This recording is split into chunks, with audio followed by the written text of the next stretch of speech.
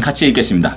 예수께서 그들의 생각을 아시고 이르시되 스스로 분쟁하는 나라마다 황폐해질 것이요 스스로 분쟁하는 동네나 집마다 서지 못하리라. 아멘. 마태복음 12장 25절에 있는 말씀입니다. 예수님이 병자를 치료하니까는 저는 바알세부를 의지해서 귀신을 내쫓는다라고 말하면서 비난합니다. 그래서 이 말을 하면서 아니 바알세불이 귀신의 왕인데 귀신의 왕이 귀신을 쫓아내면 어떻게 되냐, 분쟁하는 거 아니냐, 그래서 서지 못한다 라는 그런 말씀을 합니다. 그래서 나중에 이제 이게 중간 시대가 이런 시대였구나라는 사실을 아주 뼈저리게 느끼게 될 겁니다.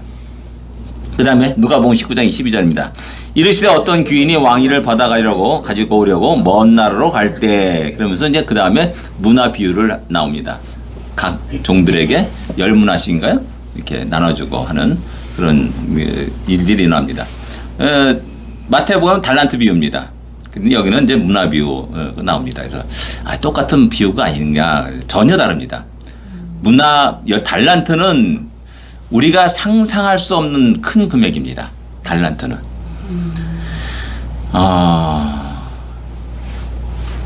아무튼 굉장히 큰 금액이에요. 그 당시에 뭐 상상할 수 없는 금액이에요. 그래도 주인이 종에게 한 달란트를 맡겼다는 거, 2달란트 맡기고 5달란트 맡겼다는 것은 엄청난 금액을 그에게 맡겼다는 겁니다. 그만한 주인도 없을 겁니다. 근데 문화는 그보다 약간 가벼운 금액입니다. 언제도 충분히 줄 수 있는 금액. 달란트 장사를 해가지고. 네? 무난한 금액. 네, 무난한 금액입니다. 예, 딱 잘 말씀하셨네. 예, 중간 시대를 보겠습니다. 예, 중간 시대, BC 400년부터 지난주에 했던 겁니다. 쭉 넘어가겠습니다. 신약 시대까지입니다. 페르시아, 헬라, 로마 제국이 쭉 거쳐가게 됩니다. 말라기 선지자부터 예수님이 오시기까지, 또 지금 오늘 다루고 있는 헤롯, 그러니까 예수님 돌아가시고 나서 초창기 초대교회까지를 다루게 됩니다. 이 시간을 침묵기라고 말합니다. 어떤 성경도 기록되지 않았다라고 그렇게 말합니다. 유대인의 전통입니다. 그래서 유대인은 말라기까지를 갖다 정경으로 삼습니다. 그리고 그 이후에 기록된 여러 이제 많은 외경들이 기록되는데, 특별히 이제 마카비 1, 2, 3서 이렇게 기록되고 있는데, 그런 모든 것들은 다 성령의 감동으로 기록된 책이 아니다, 영감으로 된 책이 아니다 해서 정경으로 여기지 않습니다. 근데 70인역을 번역하면서 그런 외경들을 70인역에 포함시켰습니다. 유대인들이. 그 당시 아마 그 당시 어떤 종교서도 있기 때문에, 지금 뭐 저희 처음 마찬가지 간증집도 있고 뭐 여러 책도 있지 않습니까? 그런 식으로 생각하시면 됩니다.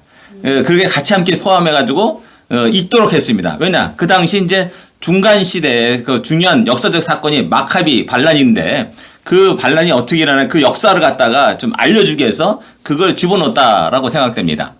그런데 이제 결국 이제 그런 것들이 로만 캐토릭 들어가면서 정경으로 받아들입니다. 그래서 로만 캐토릭은 외경까지도 정경으로 이렇게 인정하게 됩니다. 그래가지고 이제 캐토릭하고 우리하고 좀 다른 부분이 그겁니다. 성경이 다릅니다. 근데 이 시대 때 구약 성경이 이제 헬라어로 이제 번역되는 일이 이제 사건이 이제 벌어지게 됩니다. 예,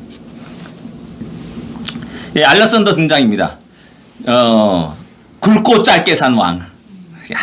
10년 동안 이게 페르시아를 원정하면서 대제국을 건설합니다. 화끈하게 살아가는 사람, 20살 이제 왕이 올라가지고 32살에 떠납니다. 진짜 가장 젊은 시절에 가장 큰 제국, 원나라 징기스칸이 더 큰 제국을 세웠다 하지만은 그보다 더 젊은 나이에요. 한창 젊은 팔팔한 나이에 대제국을 세운 그 사람입니다. 보병 3만 명과 5천 명, 기병 5천 명을 가지고 그 큰 규모의 또 병력이 아닙니다. 근데 알렉산더는 여기서 많은 지식인들을 함께 동행합니다. 수학자, 철학자들, 그런 과학자들을 함께 동행하면서 이렇게 이 정복 전쟁을 하게 됩니다. 예. 그 다음에 이제 알렉산더가 죽자마자 페르시아 제국이 4 지역으로 나눠지게 됩니다. 그리스 지역과 이집트 지역과 그 다음에 소아시아 지역, 그 다음 지금 유프라테스 강, 티그리스 강 유역, 바벨론과 또 지금 이란 지역을 나누는 네 가지 지역으로 나누게 됩니다. 지난번에 말씀드렸지만은 소아시아의 이 안티고노스 요 사람이 가장 야만을 가져가지고 알렉산더가 지배했던 그 땅을 다시 회복하기를 원하고 나도 한번 그렇게 해보자 해가지고 시도하다가 전부 다 다른 사람의 적으로 만들죠. 전쟁해가지고 제일 먼저 깨져가지고 없어집니다. 그리고 그 지역을 갖다가 셀레우코스 왕조가 차지하게 됩니다. 그래서 셀레우코스 왕조가 지금 현재 터키 지역까지 터키 지역, 지금 시리아 지역, 그 다음에 이란, 이라크 지역 그 지역을 전부 다 차지하게 되는 그런 일이 일어납니다. 그러다니까 또 자기도 그냥 꿈이 있잖아요. 이제 저기 이제 이집트만 점령하면은 이제 패권이 이제 완성되는 겁니다. 그리스냐 뭐 별 볼이 없고요. 힘이 없고요. 그러니까는 끝없이 이집트하고 전쟁을 하게 됩니다. 1차, 2차, 3차, 4차, 5차인가 6차까지 가요. 그런데 처음에는 패하고 나중에 승리합니다. 승리했으면 전리품을 가져야 될 거 아니에요. 근데 빈털터리가 됩니다. 전리품이 하나도 없습니다. 왜? 로마제국이 등장하면서 로마제국이 개입하면서 철수시킵니다. 철수해라. 로마가 딱 말했더니 꼼짝 못하고 그냥 그대로 철수합니다. 이집트 점령할 다 이제 멸망시킬 그런 단계에 있는데. 그래서 빈털터리로 그 수많은 전쟁을 했잖아요. 그 전비가 얼마나 큽니까? 그러니까 점점 쪼그라드는 거예요. 쇠약해지고 결국 로마에 의해서 다 사라지게 되는 그런 비극을 맞게 되는 겁니다. 예, 이게 이제 그 당시에 이제 마케도니아가 여기 있는 겁니다. 마케도니아가 여기다가 이제 내려와가지고 이 지역을 전부 다 점령합니다. 지난번에 말씀드렸듯이 마케도니아가 그리스의 중심 지역이 아닙니다. 변두리입니다. 변두리 지역인데 거기서 이제 힘을 키워가지고 드디어 이제 필립이 알렉산더 왕 아버지가 이게 이 아테네 이 지역을 다 점령해가지고 이렇게 왕국을 세웁니다. 통일왕국을. 그리고 그 다음에 이제 암살당하고 나서 21살에 그 알렉산더가 왕으로 돼가지고 2년 후에 정복전쟁을 떠나게 되는 겁니다. 아들이 그럼 예, 아버지는 그리스를 통일합니다.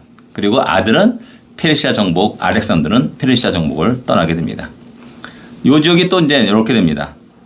어제 지난번에 어떻게 보니까 어떻게 나오던데 이게 또 지우개 나오던데 지우개가 여기 있네. 또 이렇게 나오네. 이 지우개 있죠 이게. 오케이. 예. 알렉산더가 이제 쭉 그 점령한 지역입니다. 이수스 요 지역에서 굉장히 큰 전쟁을 합니다. 여기서 이제 페르시아가 패배하면서 거의 이제 여기서 이제 몰락해가는 그런 과정을 겪습니다. 그래가지고 여기서 전쟁을 승리한 알렉산더는 방향을 바꿔가지고 이집트를 정복합니다. 요렇게 가면서 이제 예루살렘을 그 방문했다 안 했다 하는 전설 따라 삼천리가 있습니다. 예, 그런 얘기가 있습니다. 그때 이제 랍비가 알렉산더에게 당신은 다니엘서에 나온 그 사람입니다. 그 예언을 갖다 얘기했다 그래요. 그래서 다니엘이 상당히 친유대적인 그런 정책을 썼다라고 이렇게 이야기합니다. 그 다음에 이제 결정적인 가우가멜라 이 전쟁에서 전부 다 이제 완전히 끝나게 됩니다. 페르시아는. 그리고 이제 그 다음에 쭉 이 정복 전쟁 하는 건 있는 거예요. 사마르칸트 여기가 지금 우즈베키스탄입니다. 사마르칸트의 우즈베키스탄 굉장히 그 유적지가 있습니다. 그 화려한 유적지가 있어요. 네, 가보면 우즈베키스탄 가보면 꼭 사마르칸트 역사를 아는 사람은 거기를 방문하게 됩니다. 예, 뭐 그런 지역입니다. 그 지금 현재 아프가니스탄, 그다음에 파키스탄 지역을 쭉 나와서 인더스강 여기가 이제 파키스탄이 있지 않습니까? 파키스탄 지역을 갖다가 쭉 점령하고 갑자기 질병이 걸려가지고 급격히 철수하면서 바벨론인가 거기서 이제 자기 생을 마감합니다. 안타깝죠? 이것도 참 이게 어떻게 이렇게 나오던데 지우개가 안 나오네. 예, 이제 죽고 나서 이제 안티고노스 터키 지역을 차지한 그 다음에 가나안 땅을 차지했습니다. 그 다음에 포톨레미 왕조가 이집트 지역을 나일강 요기 이집트를 차지하고 그 다음에 셀레우코스 왕조가 이렇게 차지합니다. 근데 아까 말했듯이 셀레우코스 왕조가 이 지역을 전부 다 다시 참지하게 되는 겁니다. 그러면서 요 가나안 땅을 놓고 패권을 다투게 됩니다. 그 다음에 이제 카산드로스 리마커스인가 이게 두 사람이 그리스 지역을 다스리게 됩니다. 그런 배경을 갖고 있습니다. 그 다음에 넘어가겠습니다. 중간시대 가장 중요한 것은 프톨레미 왕조입니다. 프톨레미 왕조 속에서 프톨레미 1세 왕조의 시작입니다. 이 사람이 아까 안티고노스 왕조가 점령했던 가나안 지역을 치워가지고 드디어 예루살렘을 점령합니다. 그래가지고 예루살렘 점령하고 나서 많은 종교, 정치 그런 모든 자치권을 다 인정해요. 굉장히 친유대적인 정책을 쓰고 나갑니다. 그래서 많은 이집트로 유대인들이 이사하게 돼요. 그 나일강역에서 굉장히 많은 이집트 공동체가 형성됩니다. 그래서 굉장히 나중에 이집트에서 유대인들의 공동체가 굉장히 큰 역할을 해요.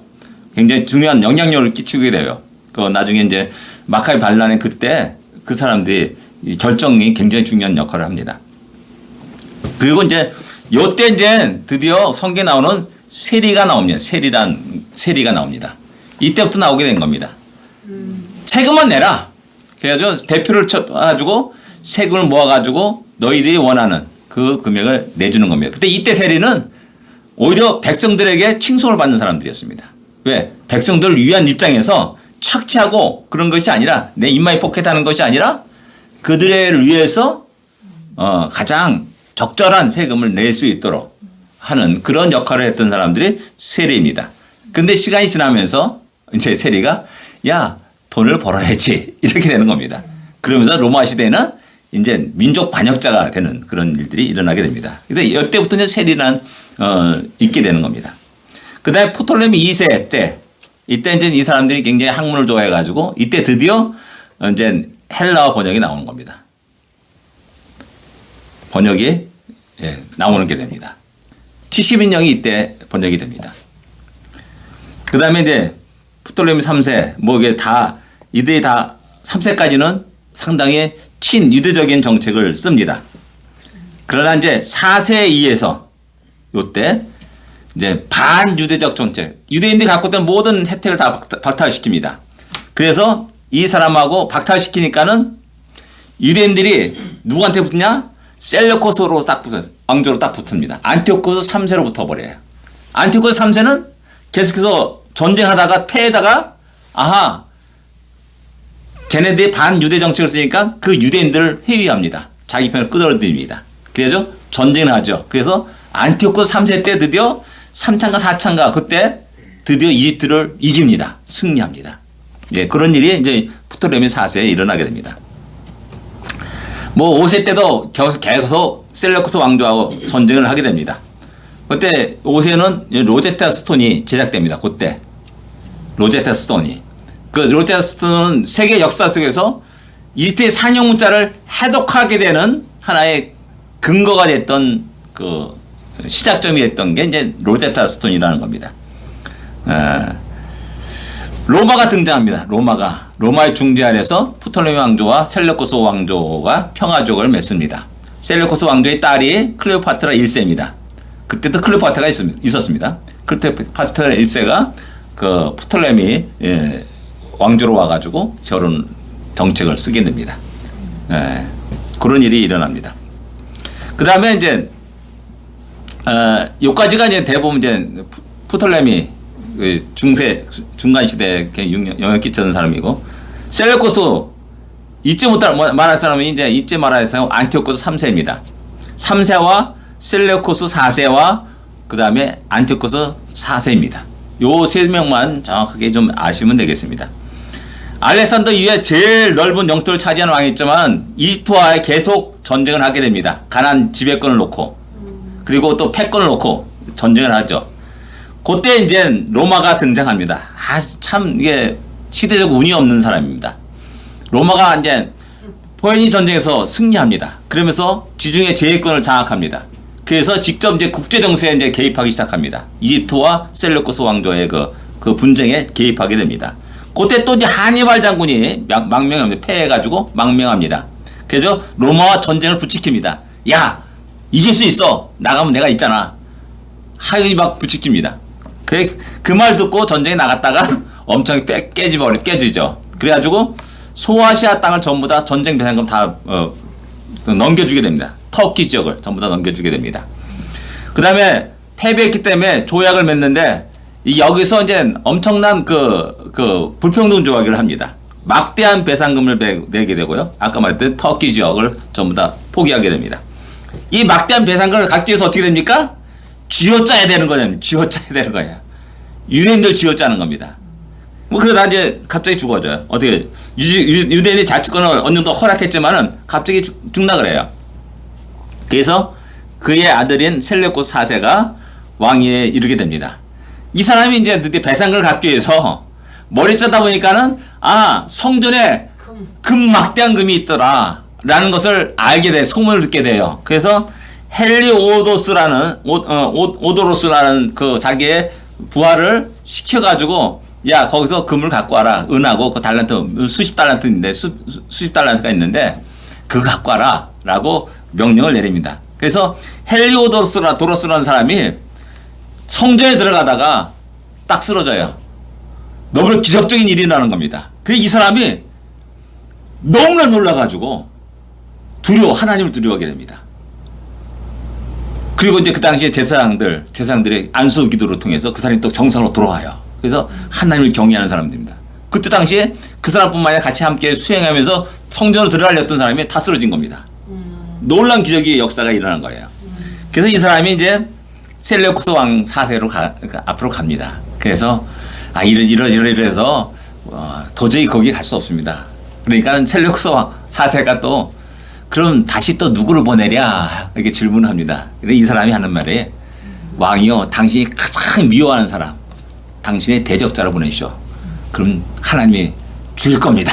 라는 그런 의미로 그런 건의를 합니다. 근데 이제 헬리오도스라는 사람이 셀레우코스를 갖다가 죽입니다. 암살해가지고 그 다음에 나타난 사람이 누구냐? 안티오코스 4세입니다. 안티오코스 4세인데 이 사람은 옹이해가지고 올립니다. 근데 이 사람은 이미 그때 당시에 로마의 인질로 아까 그 로마 소아시아에서 패배해가지고 인질로 잡혀갔던 사람입니다. 근데 이제 셀레우코스 4세가 죽으니까는 그 사람을 갖다가 데려와가지고 왕위에 올립니다. 이 사람이 지금 성경에서 나오는 이제 아주 유대인들의 가장 악질적인 왕으로 나오는 겁니다. 예. 에피파네스라는 말이 이제 신의 현현이다. 신이 나타난 사람, 현현했다라는 그런 의미를 갖고 있는 겁니다. 근데 유대인들은 미친놈이다라고 불렀다는 거예요. 에피파네스가 아니라 에피마네스. 한 단어만 또 바뀐 거예요. 한 글자 바뀐 거잖아요. 그 미친놈으로 불렀다라는 겁니다. 예. 이틀 거의 정복했으나 로마의 개입으로 중단됩니다.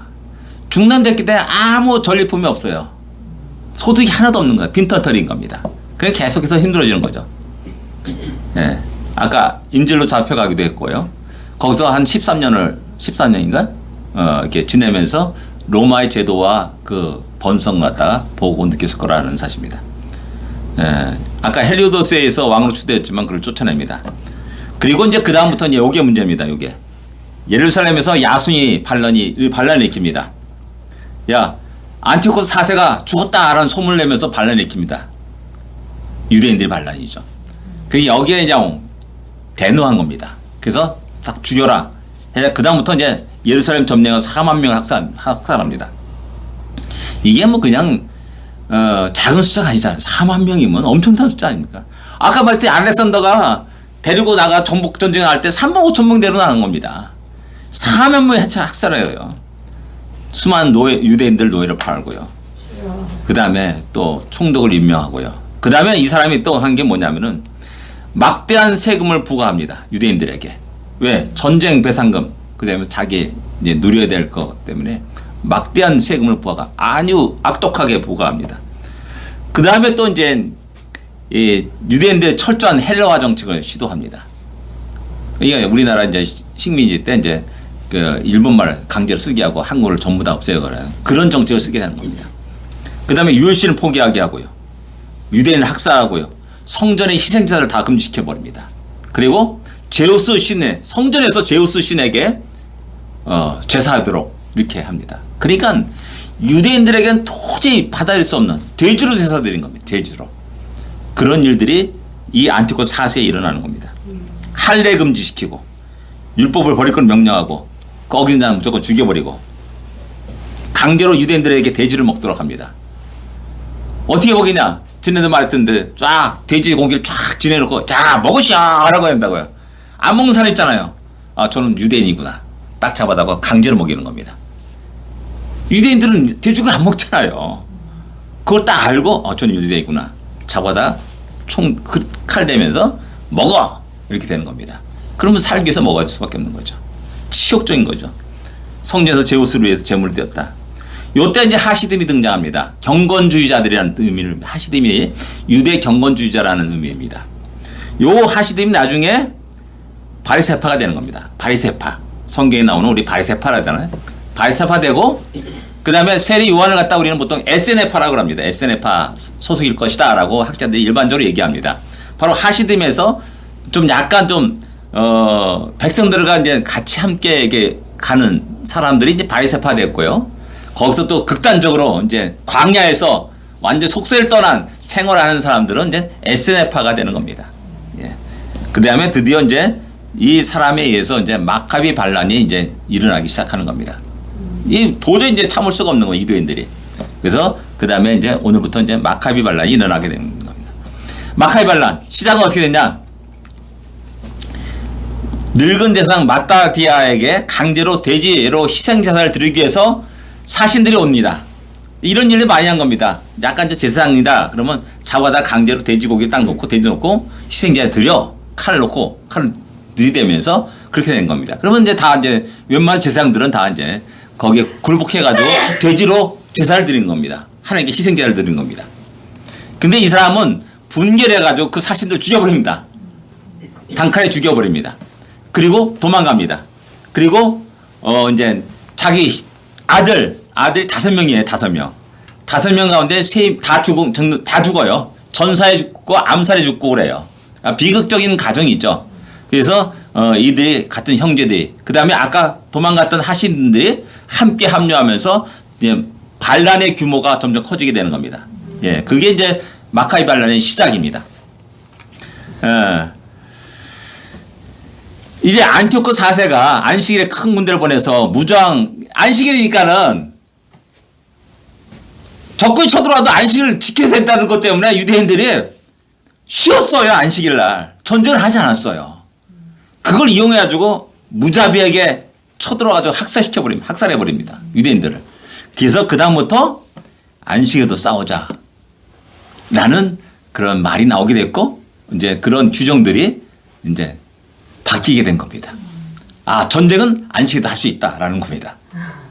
나중에 또 이제 욤키푸르 전쟁이 나오죠. 이제 중동 전쟁 때. 그때 이제 욤키푸르 전쟁 때, 딱 기습당하니까는 지금까지 유대인들은 전통적으로 기습작전이에요. 거의 모든 게 기습작전이에요.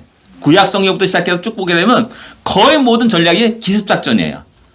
근데 자기들이 욤키푸르 전쟁 때 기습을 당해가지고 엄청나게 큰 피해를 입게 되는 거고 위기 상황까지 몰려오게 된 겁니다.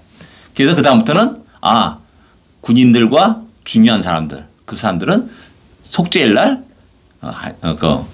쉬지 않아도 된다. 그들은 계속 일해야 된다라는 그런 규정이 이제 새롭게 나오게 되는 겁니다.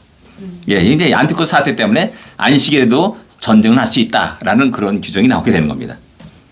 또 이건 뭐야? 거꾸로 가요 왜? 거꾸로 했으니까. 예, 마따디아가 죽기 전에 3남 세 번째 아들인 유다에게 후계자를 넘겨줍니다. 이 사람이 이제 유다 마카비아입니다. 그래서 마카비아란 이렇게 말하는 겁니다. 예, 유다 마카비 망치라는 의미를 갖고 있습니다. 그래서 그가 아주 기습작전을 하면서 망치를 떼듯이 그렇게 적을 괴멸시키는 그런 아주 신묘막측한 그런 전략들을 통해서 굉장히 그 셀레코스 왕조의 군대를 갖다가 괴멸시켜 버립니다. 예, 게릴라전에서 착오하죠. 그래서 이 사람에 의해서 164년에 드디어 예루살렘 점령하고 다시 성전을 재봉헌하는 그 놀라운 일을 합니다. 그게 바로 신약 성경에 나오는 수전절입니다. 마카비, 유다 마카비에 의해서 일어난 겁니다. 그래서 이 사건이 지금도 유대인들에겐 굉장히 수전절이 굉장히 큰 절기예요. 어떻게 보면 다른 절기보다 더 보면 막 차를 몰고 막 왔다 갔다 하고 뭐 그다음에 뭐 TV에도 나오고 막 그러잖아요. 아이 왜 저 수전절이 우리 생각에는 유대 절기에 오순절, 뭐 장막절, 뭐 유월절 그게 더 이제 크게 성대하게 그렇게 해야 된다고 생각하는데 와서 미국 와서 보니까 유대인들에게 수전절이 더 강한 거예요. 이 의미가 아까 안티오코스 4세가 엄청난 아주 조직적으로 핍박했다는 그 속에서 다시 성전을 재봉헌하는 놀라운 역사 그것 때문에 그런 겁니다.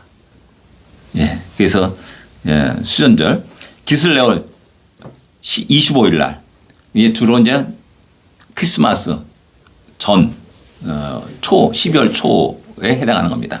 기슬레올이 9월 달이면 9월 달 9월 기슬레올 9월입니다. 9월이면 우리 양력으로 11월에 해당합니다. 11월 25일 날. 11월 25일이 이제 음력 12월 25일이죠. 음력 12월 25일이니까 우리가 보통 12월 25일이 되는 겁니다. 아닌가? 헷갈리네. 그렇습니다. 이게 이제 9월이니까는 이제 우리 음력으로 10월 25일입니다. 음력으로 10월 25일이 때로는 주로 이제 12월 초가 될 수가 되는 겁니다. 그래서 이제 우리 크리스마스 앞에 수전절이 있다라고 생각하시면 됩니다. 전주에 있지 않아요? 예? 전주에. 전주에라고 딱 정할 수 없어요. 12월 초부터 12월 한 두 주, 셋째 주까지 이렇게 그 사이에 있습니다. 예, 하시즘은 종교 자유를 했던 것에 만족합니다. 이때 이제 하시즘 했는데 참여했는데 야 아니 됐다. 끝났다. 종교 자유를 획득했으면 끝났다.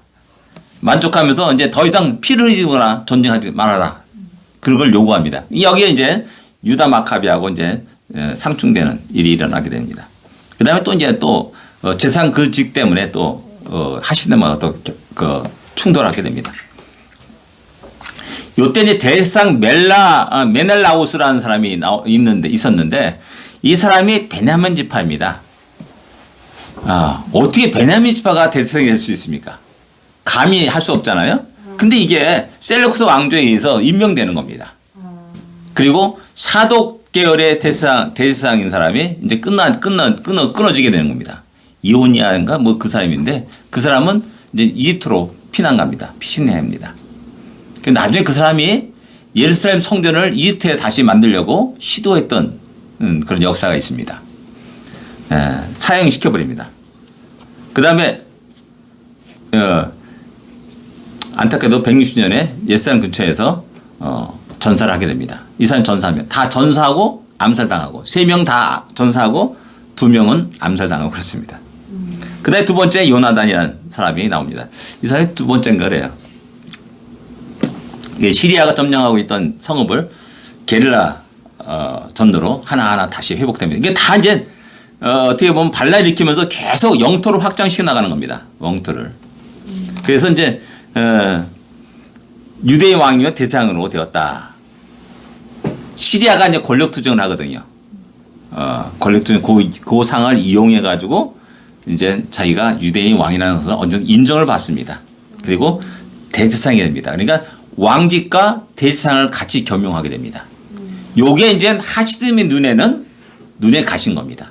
하시즘에게는 대제사장은 사독 계열의 사람들만이 될 수 있는데 당신은 사독 계열이 아니다. 그래서 왕이면 왕, 둘 중에 하나를 택하시오라고 요구를 하죠. 그것 때문에 이제 하시즘들이 핍박을 받습니다. 그래서 바리새파들이 핍박을 받고 쫓겨납니다. 예, 그런 역사가 있는 겁니다. 예, 영토를 확장해서 유대인 왕의 지위를 확고히 해나갔습니다. 여기까지 참 이게 이 사람도 역시 마찬가지로 전사를 하게 됩니다. 그 다음에 세 번째 이제 중요한 게 이제 시몬이라는 사람입니다.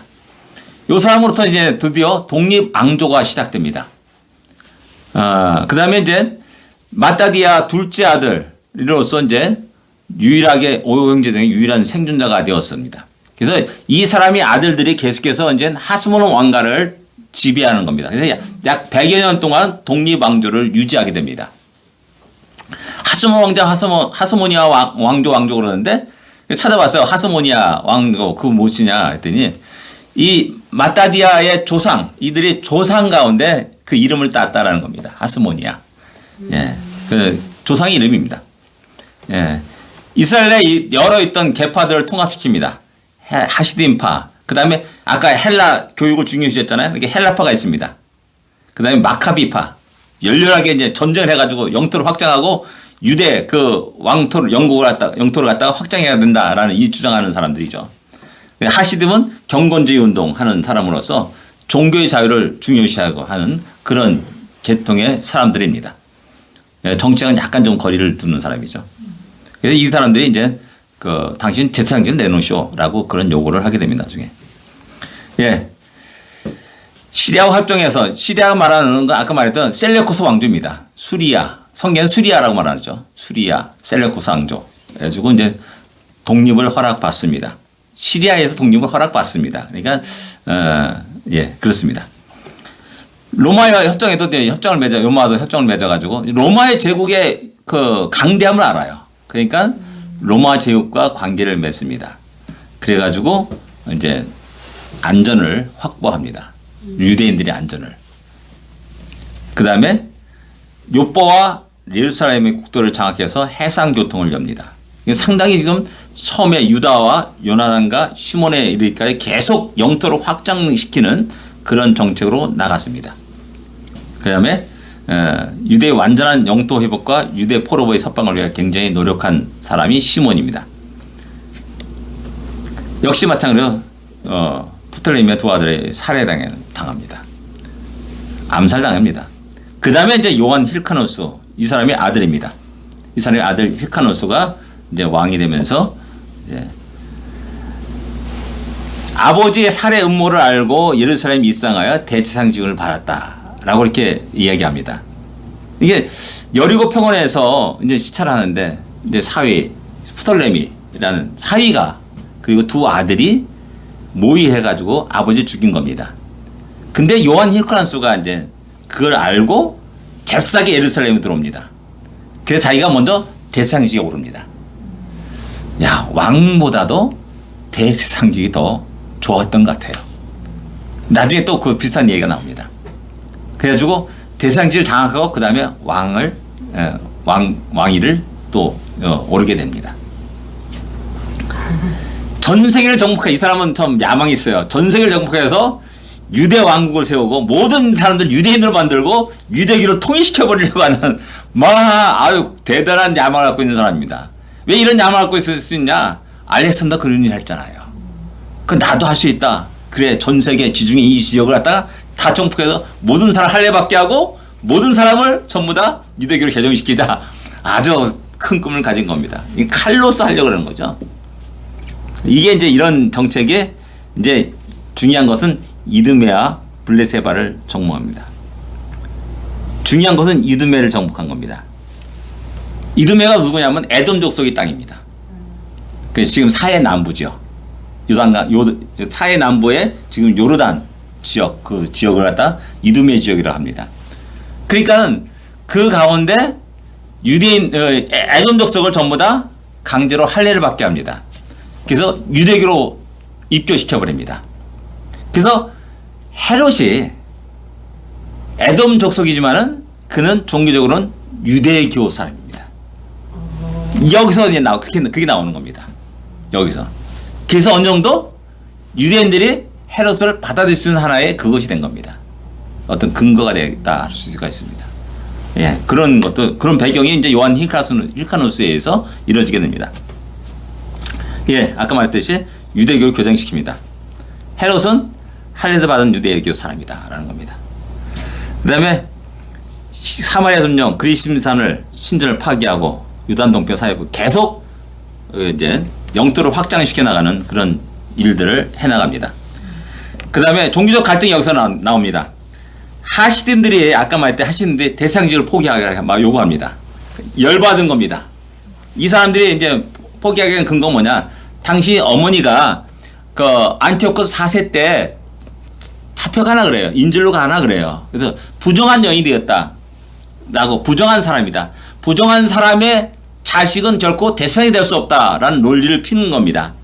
그러니까 이 사람이 팍 도는 겁니다. 팍 돌아와 버려요. 이건 나의 어머니를 건드려? 그래서 전부 다 쫓아냅니다. 전부 다 쫓아내가지고 이제 그 자리에 사두개파들을 앉히게 됩니다. 여기서도 이제 또 사두개인이 등장하게 되는 겁니다. 쫓겨난 이 사람들이 이제 광야로 가게 되고요. 광야에서 어떤 사람들은 SN파, 어떤 사람은 계속 이제 백성들과 같이 함께 가면서 경건주의 운동을 하면서 바리새파가 되는 겁니다. 그래서 바리새인들이 백성들의 존경을 받은 사람들입니다. 그뭐 성기 신학성이 나오면 독자의 자식들아 뭐 이렇게 막 외식한 자들아 화신 외식한 자들 막 예수님 막 공격했다 그래가지고 야 저들은 백성들로부터 완전히 그냥 완전히 못된 놈이라 그렇게 비난만 절대 그런 사람들이 아닙니다. 예, 그걸 좀 염두에 두시고 또 신약 성경을 읽을 필요가 있습니다. 요 아들인 아리스토플루스 2세 아주 1년밖에 안 했습니다. 1년만 통치했습니다. 아주 잔인한 사람이었습니다. 그래서 이 사람이 이거 또 이게 나가요. 유대 전통보다 헬레니즘을 더 좋아했습니다. 그래서 백성이 시탄을 받죠. 하시즘의 눈에 가시 같은 존재가 된 겁니다. 이거 정통 유대인들은 용납할 수 없는 거죠. 그래서 어머니를 투옥시키고 굶어 죽입니다. 이거 뭐 동생 안티고노스를 살해합니다. 그리고 동생 알렉산더 얀네우스 요 사람이 그 다음에 왕이 되는 겁니다. 요 사람은 살려두고 감옥에 투옥시켜요. 요 사람은 좀 어렸던 것 같아요. 어려서 죽이지 못하고 감옥에 놓고 그 다음에 그 자기 밑에 동생 안티고노스를 죽여버리고 어머니도 굶겨 죽이고 아주 잔인한 사람이죠. 갈리 지역을 이제 복속시킵니다. 갈리 지역을 점령합니다. 그래서 이제 이것 때문에 이 사람 때문에 갈릴리 속에서 유대인들 갈릴리 그게 되는 겁니다. 그 다음에 1년 만에 사망합니다. 아들이 없었기 때문에 중요한 것은 이 아내인 살로메 알렉산드리아가 왕위를 잇게 됩니다. 여자가 왕위를 잇게 돼요. 그런데 여자는 대세상이 될 수 없잖아요. 그래서 이 살로메 알렉산드리아가 편법으로 한 것이 뭐냐면은 감옥에 있던 알렉산더 얀네우스를 갖다가 석방시키고 그를 대세상직에 올립니다. 그래서 얀네우스가 등장하는데 얀네우스가 석방시키고 대세상직에 임명하고 그 다음에 이 두 사람이 결혼합니다. 시동생과 결혼해가지고 그 얀네우스가 왕위를 이어가게 합니다. 그래서 얀네우스 역시 마찬 대세상직과 왕직을 같이 겸하게 됩니다. 예. 근데 이 사람이 상당히 연하의 남편인 겁니다. 열 몇 살 연하의 남편이라 그래요. 그러니까 상당히 나이가 어린 거죠.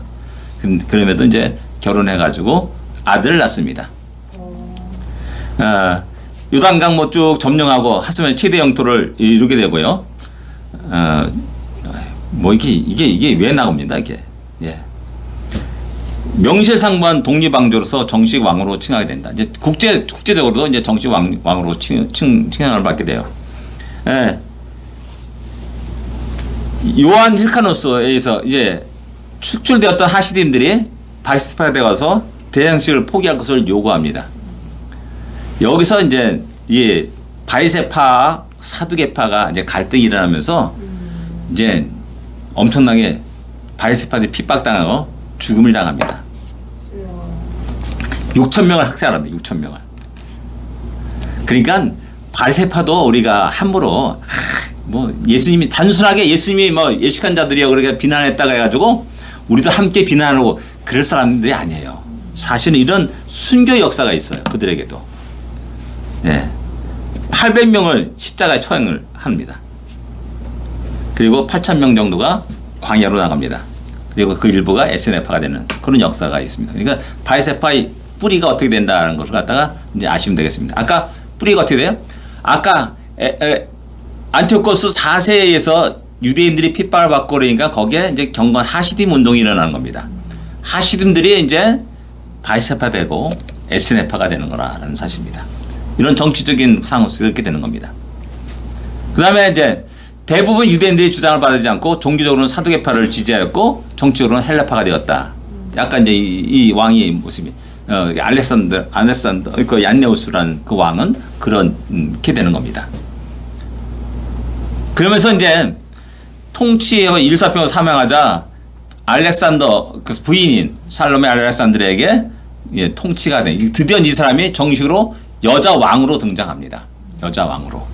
그래서 죽으면서 이제 하시딤들을 내치지 말고 친구 손을 잡을 것을 유언을 합니다. 살로메 알렉산드리아가 이제 67년까지 통치를 합니다.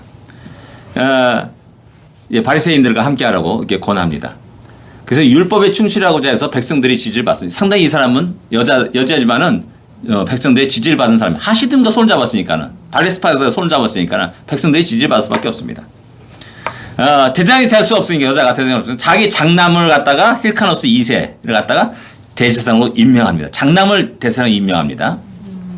이제 여기서 이제 형제간의 갈등이 일어나게 되는 겁니다. 바리새파를 사두개파를 추방합니다.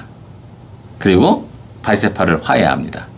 그래서 바리새파 등장하는 거죠. 사두개파는 이제 그 역할이 작은 역할로 이제 주로 이제 성전 제사를 담당하는 그런 사람들이 사두개파인 겁니다. 소수가 되는 거죠. 노년에 이제 차남인 아리스토플루스 2세가 이 아들입니다. 사두개파를 규합하여 반란을 일으킵니다. 이제 아들 간에 이제 장남과 차남입니다. 이게 두 사람이 장남과 차남이 치열한 권력 투쟁을 하게 된 겁니다. 그래가지고 이것을 위해서 또 힐카노스 2세 대제사장은 바리새파를 규합하여서 아리스토플루스와 자기 동생하고 맞서게 됩니다. 그리고 여왕인 알렉산드리아는 이 아리스토플루스 차남의 가족들을 딱 잡아 투옥시켜버립니다. 그래가지고 어쩔 수 없이 두 사람이 협상을 합니다. 그래가지고 장남은 대제사장, 차남은 왕이 됩니다. 그 아리스토플루스 2세는 왕이 되고 차남인 왕은 왕이 되고 힐카노스는 대제사장이 되는 겁니다. 이게 그렇게 타협했지만은 이게 끝나는 게 아닙니다. 계속 권력 투쟁을 하는 겁니다. 그 역사가 그래서 결국 망하게 되는 거예요. 그래서 주님이 분장한 나라고 설 수 없다라고 말하고 있는 겁니다. 이런 실제 역사가 있었으니까.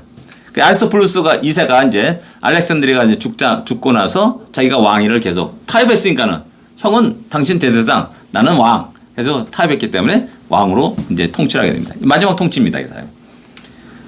불안한 권력 분점으로 인해서 이제 여기서 이제 헤롯의 아버지, 우리가 보통 일반적으로 주님이 탄생할 때 헤롯 왕이라고 하지 않습니까? 그 헤롯의 아버지가 등장합니다. 이 사람이 사바사바 꼬시는 겁니다. 야, 네가 왕이 돼. 뭐 이렇게 이게 형하고 같이 이렇게 나누냐? 너 할 수 있어. 이런 식으로 살짝 꼬시는 겁니다. 안티파테르 그 1세입니다. 이게. 힐카노스 2세와의 협정을 파기하고 왕위를 진짜 진정 왕으로서 이제 완전히 통치할 것을 이야기하죠. 그리고 이제 나바테아 왕, 이 사람이 이두메니까 나바테아도 비슷하게 그 지역이 그 친척 그 관계 있기 때문에 5만 병력을 가지고 예루살렘 쳐들어옵니다. 그래서 아리스토플루스 2세를 감금합니다. 근데 이제 이게 문제가 뭐냐면은 이때 로마가 또 개입합니다. 이런 권력 투쟁이 계속되면서 이 두 싸움을 위해서 로마가 중재를 하고 이렇게 나가게 됩니다. 그래서 서로가 이제 로마에 이제 잘 보이려고 뇌물 작전을 쓰는 겁니다. 돈을 가지고 가는 겁니다. 아까 왕위를 받으려고 갔다라는 그런 말이 이런 배경을 또 갖고 있는 겁니다. 차남이 더 좋았으므로 이제 봄페우스 장군인 부하 장군이 이제 로마군을 끌고 예루살렘에 입성합니다. 입성하자마자 나바테아군은 철수해봅니다. 그래가지고 이제 이게 이제 안티오코스 아리스토플루스 2세가 계속 통치를 하게 됩니다. 그 다음에 이제 봄페우스가 등장합니다. 로마 제일 처음에 삼두 정치 시저 폼페이우스 그때 뭐 크락스우스인가 뭔가 그 사람인데 세 명이 이제 삼두 정치를 하게 됐죠. 그러면 어느 편에 설 것인가? 이게 이제 문제인 겁니다. 이 유대 입장에서는 옛날에 이집트 편에 설 것인가? 그 뭐야 니느의 편에 설 것인가? 아시리아 편에 설 것인가? 이집트 편에 설 건가? 바벨론 편에 설 건가? 늘 유대 왕국은 갈등했습니다. 그 여기서도 마찬가지로 시저 편에 설 것인가? 폼페이우스 편에 설 것인가? 요 갈등 속에 늘 있었던 겁니다. 근데 안타깝게도 폼페이우스가 장군이 예루살렘에 그 부하 장군이 들어와가지고 점령했잖아요. 그러니까 자연스럽게 폼페이우스가 좋은 겁니다. 그래서 그 폼페이우스 편에 들다가 쫄딱 망하게 되는 겁니다. 예. 그 폼페이우스는 그 이 명문을 가지고 이스라엘 정복을 나서게 되고요. 그럼에도 불구하고 공동의 적이 있잖아요. 폼페이우스가 계속 이제 상륙해가지고 유대를 점령해 나가는 겁니다. 그럼에도 분쟁을 하는 겁니다. 끝까지 분쟁하는 거예요. 치열하게 분쟁하죠. 그게 결국 63년에 망하게 되는 겁니다. 안타깝게도. 네. 로마군이 예루살렘을 함락시키고 유대에 1만 2천 명이 학살당하는 그런 일이 발생합니다. 이것은 그대로 결국 이들이 끌어들인 겁니다. 이 두 형제가 장남과 차남이 대제사장 힐카노스 2세와 아리스토플로스 2세 이 두 사람이 로마군을 개입시킨 겁니다. 그러니까 옳다거나 좋죠. 딱 자기를 부르는데 옳다거나 간 거죠. 삼국지에서 유장이 서쪽에 있는 유장이 위기 상황에 있으니까 유비를 끌어들이지 않습니까? 야, 나를 도와달라 끌어대요. 옳다구나 땡이구나 유비가 널름 가가지고 그 촉한 땅을 갖다 널름 잡아먹지 않습니까? 그런 상황과 똑같이 이게 일어나게 된 겁니다. 예. 폼페이우스는 차남인 아르토플루스 2세와 가족들을 로마로 끌고 왔고 사도계파 도움, 그러니까 대상기니까 자연스럽게 사도계파 처음에는 바리새파 도움으로 이제 맞섰지만은 사도계파 도움으로 계속해서 지상으로 이제 예, 있게 됩니다. 그 당시 로마 상황, 여러분 또 로마를 또 그 안 할 수 없죠.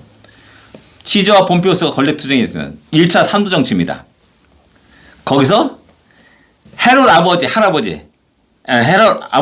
안티파네 2세 이제 이것은 아까 안티파네 1세는 할아버지고 이 사람은 사사 꼬셔가지고 두 차남과 장남을 갖다가 분쟁시켰고요.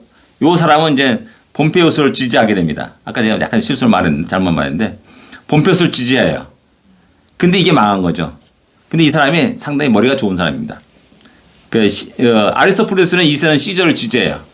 그래서 시저가 승리하죠.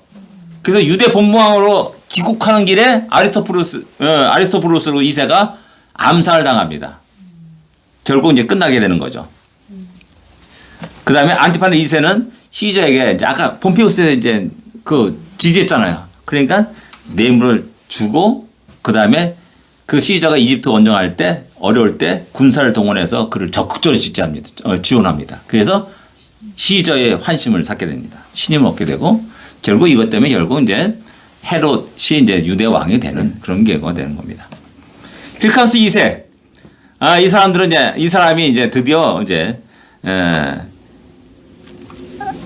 안티파네 2세를 갖다가 유대 왕으로 세울 것을 설득합니다. 유대인들을. 알렉산드리아에 있는 유대인들을. 그래서 아까 말했듯이 이제 이집트에 있는 이집트에 있는 유대인들이 규모가 커지다 보니까 그 사람들을 부축해가지고 야 시저한테 이야기해가지고 안티파네 2세 헤롯의 아버지를 갖다가 유대인 왕으로 세우라 하고 그걸 부추깁니다.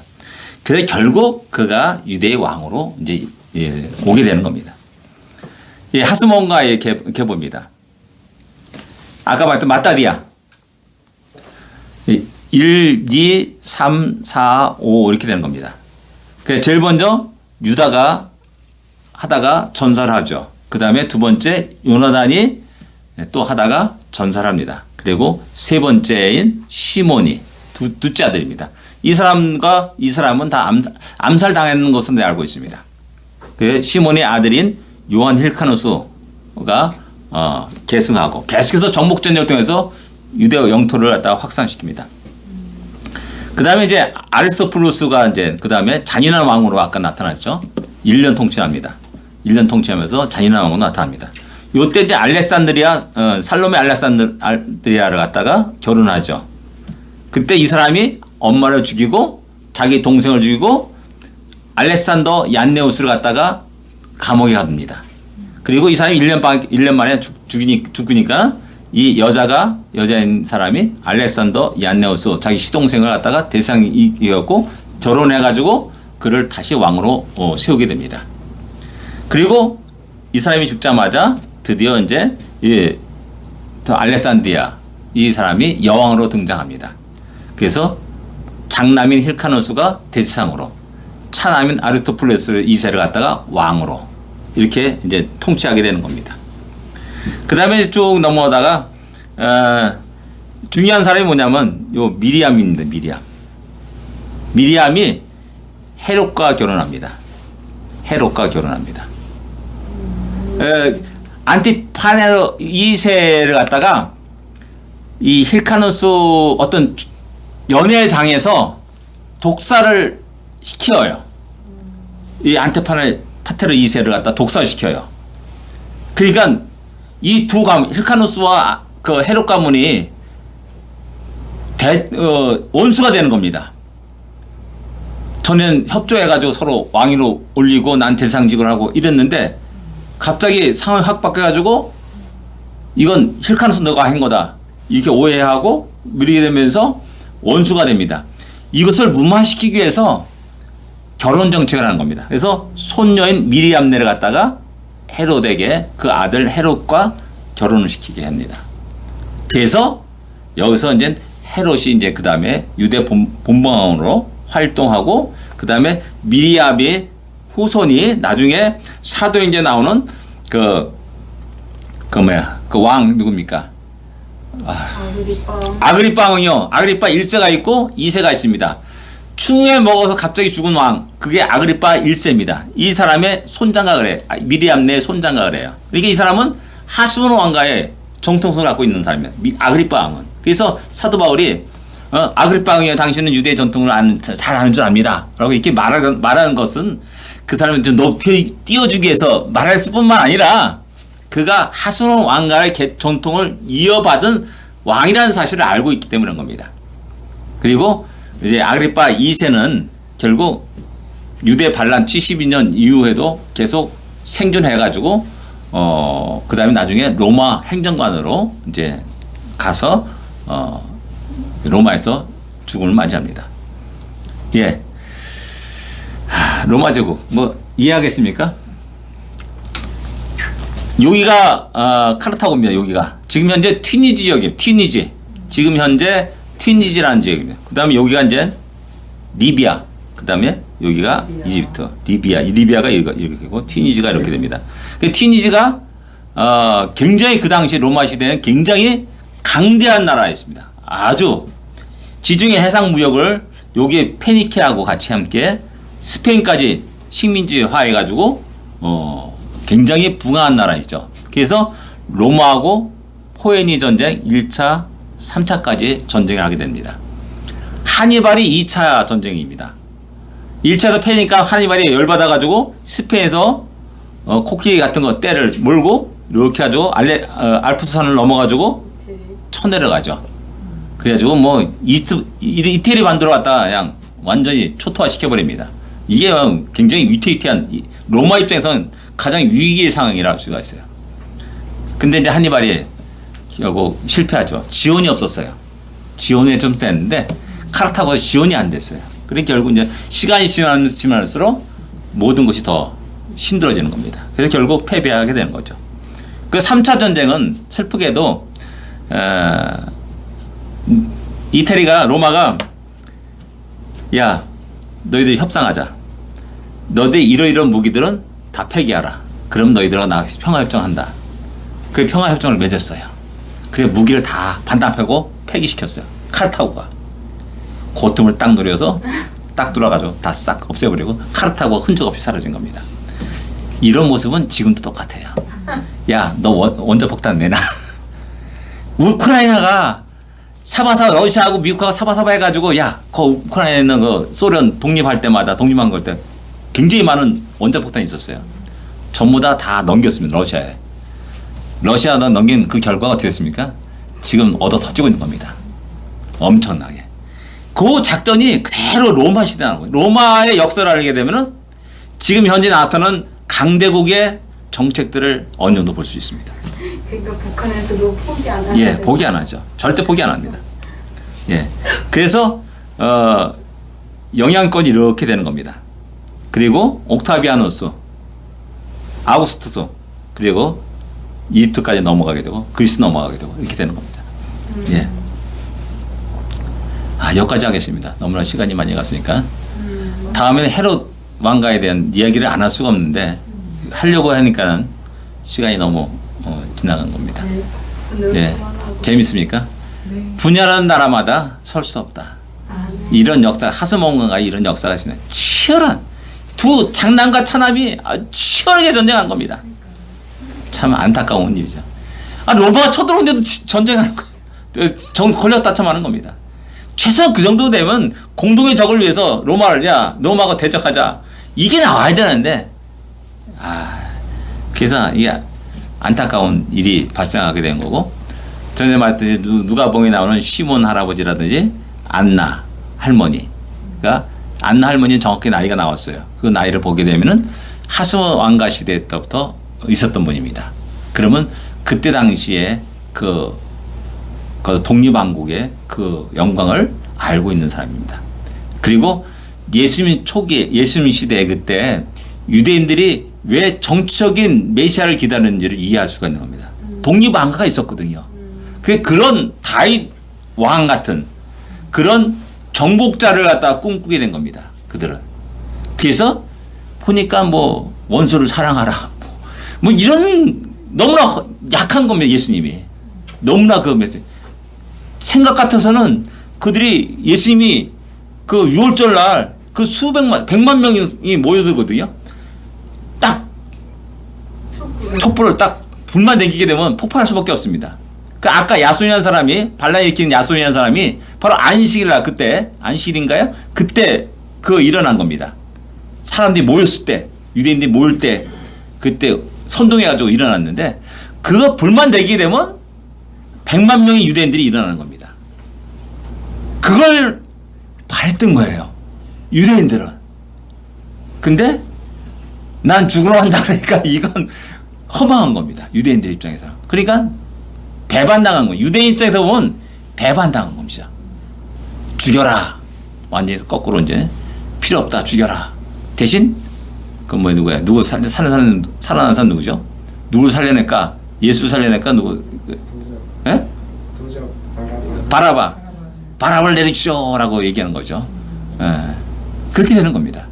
그런 신학적인 배경이 바로 이 중간 시대의 배경을 갖고 있다라는 사실을 이해하면 더 재미있는 신약 성경을 복음서를 읽을 수 있다라는 사실입니다. 기도하겠습니다.